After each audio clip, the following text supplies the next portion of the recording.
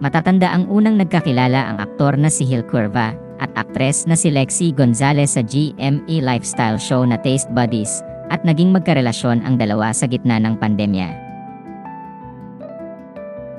Naging bisita sina Hil at Lexie sa programang Fast Talk with Boy Abunda nitong Martes, February 11, 2025, at doon ay ibinahagi ng dalawa ang kwento ng kanilang mahigit 3 taon na relasyon, kasama na ang dynamics nila bilang magkarelasyon at ang pagbabahagi ng kwento nila sa social media. Inamin ng dalawa sa naturang panayam na pinili nilang maging pribado ang detalye ng relasyon nila sa social media. Ayon pa sa kanila, priority nilang dalawa ang kanilang mga career. Ibinahagi ng aktres na ang motto nilang dalawa ay work first. Gusto naman ng aktor na mag-travel kasama ang kanyang jowa sa labas ng bansa dahil naniniwala siyang life is too short to be spending it all in one place. Inamin din ni Lexie sa naturang panayam na inakala niyang hindi sila magkiklik ni Hil kasi suplado raw noon ang aktor dahil medyo konyo raw ito.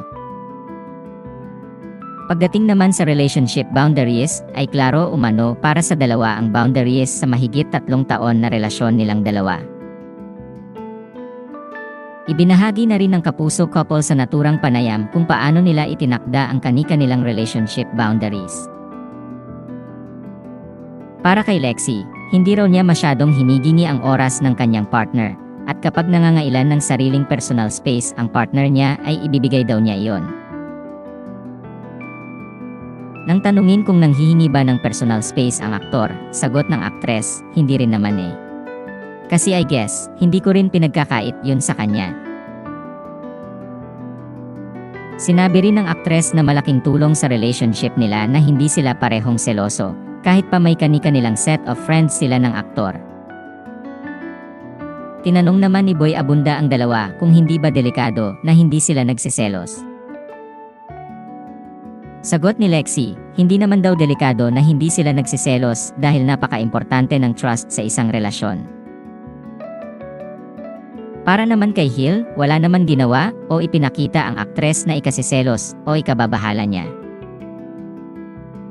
Pero nang tanungin sina Hil at Lexie kung papayag nga ba sila na, hypothetically, meron silang girl best friend at boy best friend, sinabi nila sa naturang panayam na okay lang naman daw ito as long as sila din in their friendship, they have boundaries.